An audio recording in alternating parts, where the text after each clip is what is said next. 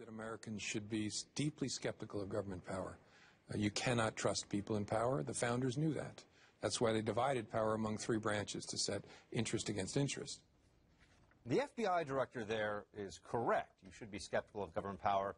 But does he mean it as someone who is at the head of the most well-known federal law enforcement agency in the country? Some people will be asking that question now, particularly in the aftermath of a Washington Post story about a process that we've talked to you about a little bit before called civil asset forfeiture. Now, this is essentially where the government can come in and can take your stuff without proving you've done anything wrong, without bringing charges or actually convicting you of any charges in the process. And the Post looked at 43,000 instances of this since 2008, and what they came up with was that it's basically really unconstitutional. They quote Brad Cates, who's a former director of asset forfeiture programs at the Justice Department, and he said that the spending identified by the Post suggests police are using equitable sharing, which is one of the terms they use for this, as a free-floating slush fund. All of this is fundamentally at odds with the U.S. Constitution, said Cates. All of this is at odds with the rights that Americans have.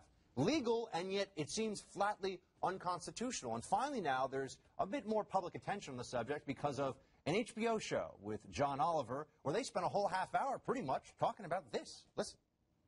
The problem is that many police departments are allowed to keep most or all of the money they seize. And knowing that starts to make you wonder about the motivations of these kinds of questions.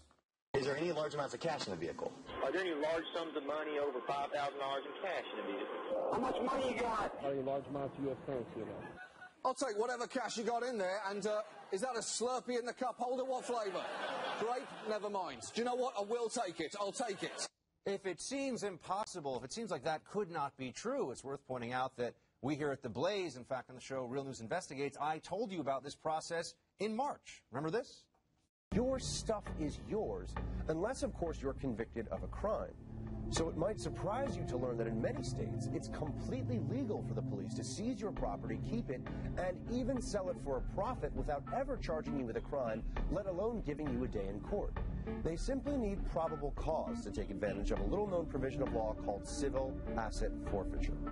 Now, they also call it equitable sharing, as we stated before. There is a rationale behind this. There's some justification they give. It removes the tools of crime from criminal investigations, deprives wrongdoers of the proceeds of their crimes, recovers property that may be used to compensate victims, and deters crime. Essentially, this is for your own good. We're protecting you, America. That's why we have the equitable sharing program.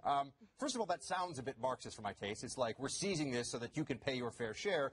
But also, when you look at the way this is structured, the feds get to keep 20%. Local law enforcement keeps 80%. There's a huge incentive here for them to use this. Now, how big is the problem? What's the scope of the problem? $2.5 billion in civil forfeiture proceeds since 2008. And here's the stat that should really get you as hot and bothered as we are here about this. This is absolutely outrageous. 81% of cases had no criminal indictment. My colleagues at the table, this is an instance of perhaps what we would have to call legal, but flatly unconstitutional.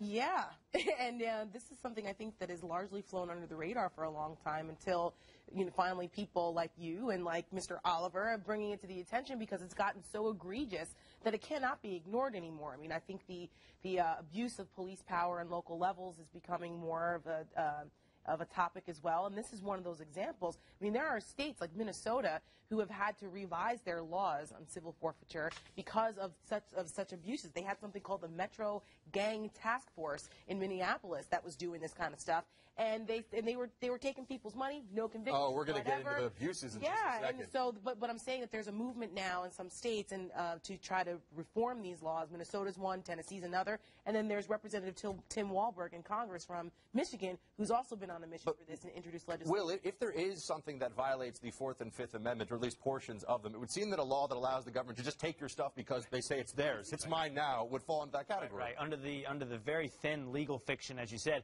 that somehow the property itself has committed a crime. The property itself has been used in the commission of a crime, and therefore it's guilty of some sin, and therefore it should be confiscated. Those of us who at various times have advocated for the legalization of drugs to some extent do so not necessarily on a moral basis. Yes, that's part of the equation, but it's also because of all of the extraneous things that come along with the drug enforcement institution, and this is one of it. The vast majority of this stuff, Buck, and I know you know this, is done through drug enforcement DEA laws. and Immigration and Customs Enforcement. That's right. This is all revolves around drug laws. As, by the way, most of our federal criminal law code does. This is just enabling this apparatus, and this is part of it. This is what you get when you say we have to make sure there's no marijuana or any illegal drugs in anybody's pocket. You get civil asset forfeiture and militarized police and all kinds of other things along with that. Well, Oliver made a great point in that little clip earlier. He said, civil asset forfeiture sounds like a euphemism that Gwyneth Paltrow would use for divorce. Same for equitable sharing. And it's worse than that. It's literally worse than that. It's not you on trial. It's your stuff on trial.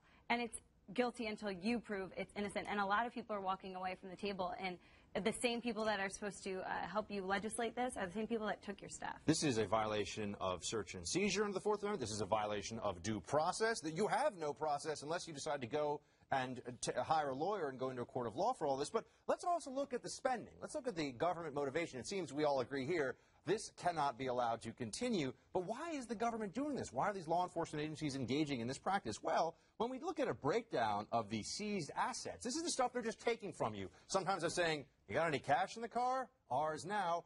You look at the breakdown, you have $436 million in communications equipment, $261 million in building improvements. Some of this goes to salaries and overtime, weapons, a lot of money for weapons. But the single biggest expenditure is other.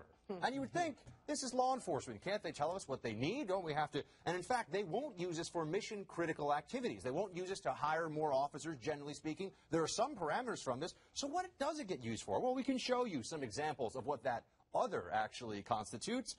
We got the Bearcat APC, sort of an armored personnel carrier. You get some small jurisdictions. This is the militarized part. This is the militarized part. You get small jurisdiction, 1,500 people. We need a Bearcat. Let's buy one with the money we took from you. Sparkles the clown. That is true. In one of these jurisdictions, they actually hired a clown with money that was seized from somebody without any due process. A subscription to High Times, which for those of you who do not know, is a magazine largely devoted to marijuana.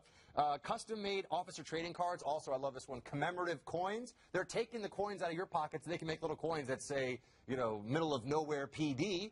And also a trip to a Keystone resort. Guys, this is all that would be fine. The kind of stuff that undermines... Well, no, it would be fine if they weren't taking it in such a grotesque way. If they were going to a court of law and proving that there was some criminal activity and that you should no longer be able to have this money because... But they're doing none of that.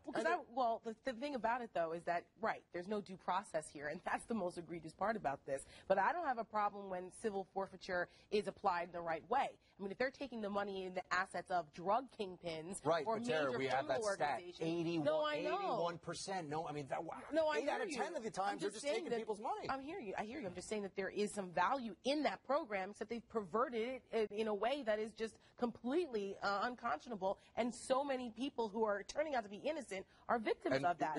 I also want to point out that the Department of Justice, which is a rather large organization in and of itself, has assigned a total of 15 people to look at this issue. Remember, hundreds and hundreds of millions of dollars being seized. 5 of them actually actively review these seizures, which to me is very clear. This is the government creating a rubber stamp system that when people point out what this is, they go, well, we didn't have the resources. System failure. Give us more guys to look at the assets. We constantly undervalue the concept of incentive. You have these laws in place. The police are going to exorcise them. They're going to use them. They're going to bring this money in. They're going to spend it on high-time subscriptions. This is going to happen as long as the incentive is in place. We can't really condemn law enforcement. We can only condemn the things that I think you can condemn law enforcement. I think you can when you have heads of police departments going up there and saying, well, we do this because we needed some new toys. That's essentially what you're seeing happen under this. This is an abuse of discretion. It's an abuse of power. I think they can be criticized. But Allison, they're going to do the same thing with their budgeting process. When there is excess equipment coming from the federal government, the law enforcement officer goes, no, we don't really need that. No, they say, we'll take it. Incentive works. There's a difference in fluffing your budget, which happens in every department in Washington, D.C., than it is to turn an American person upside down and take their stuff and walk away. Yeah, I think this veers into unethical. The sheriffs and the other state troopers and others who are doing this, it's not just they're using something that is technically legal. They're being unethical in what they're doing. And it's very clearly, it's a violation of the Constitution. It's technically legal. I was just pointing out in the John Oliver piece, by the way, in one case, they actually used this slush fund to buy a slushy machine. You can't make this stuff up. And there is a margarita. Well, that's like a literal slush alcohol slushy. It's perfect. But Senator Rand Paul over the summer actually tried to sponsor a bill, the FAIR Act, that would restore the integrity of the Fifth Amendment. I have it here in front of me. It would make it so that you have to prove in a court of law that this person should not be allowed to have this stuff because of criminal activity. And it would also, Will, to your point about incentives, make sure that all the money seized goes to the Treasury. No more, well, we're going to take this and buy ourselves a boat for the police department. That can't happen anymore. It was estimated, I saw online, this has a 2% chance of approval. If that happens, if that goes somewhere else, you'll see all of a sudden this moral revelation among all these police officers. You won't see the abuse, I promise you. We'll have to see. This has to stop, but it's probably going to go on for a while until people get sick of